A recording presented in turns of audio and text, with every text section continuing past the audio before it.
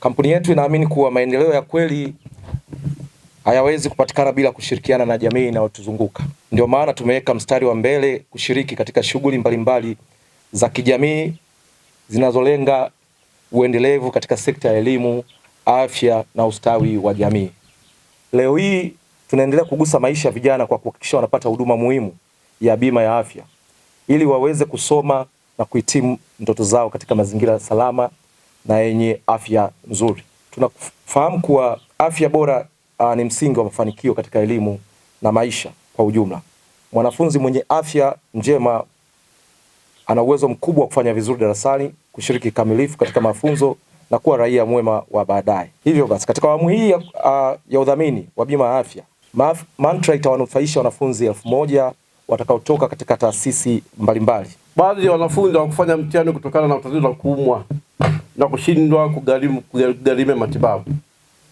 Kwa upande wa form 2 tulikuwa na wanafunzi 6, kwa upande wa sekondari wanafunzi 12 na kidato cha 6 wanafunzi 3.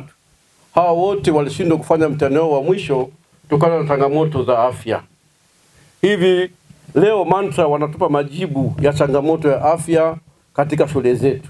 Napenda sana kuwashukuru Mantra kwa sababu hizi bima zinaenda kusaidia wanafunzi mbalimbali wenye uhitaji, wasiojiweza, ili kuepusha vifo vya wanafunzi shuleni, kuepusha wanafunzi kutokufanya mitihani kwa sababu ya kupata magonjwa. Serikali ya Jamhuri ya Muungano wa Tanzania imeweka sera ambapo unaweza kuziita kama sheria nzuri ambazo zinawataka wawekezaji wanaokuja kuwekeza katika nchi yetu na katika maeneo yetu kurudisha sehemu ya faida wanayopata kwa jamii. Kampuni ya Mantra imeendelea kutoa sehemu ya faida yake katika maeneo mbalimbali katika kusaidia shughuli za maendeleo katika wilaya ya Namtumbo. Imeweza kujenga kituo cha afya katika kata ya Likuyu, lakini kampuni ya Mantra imejenga jengo la mama na mtoto katika kijiji cha Mandela. Tunashukuru sana tena Mantra kwa mwaliko huu, lakini tunawashukuru sana kwa juhudi zao kubwa za kuiunga serikali yetu ya Jamhuri ya Muungano wa Tanzania, Mama Samia Suluhu Hassan, kwamba kuhakikisha vijana wetu wanapata matibabu.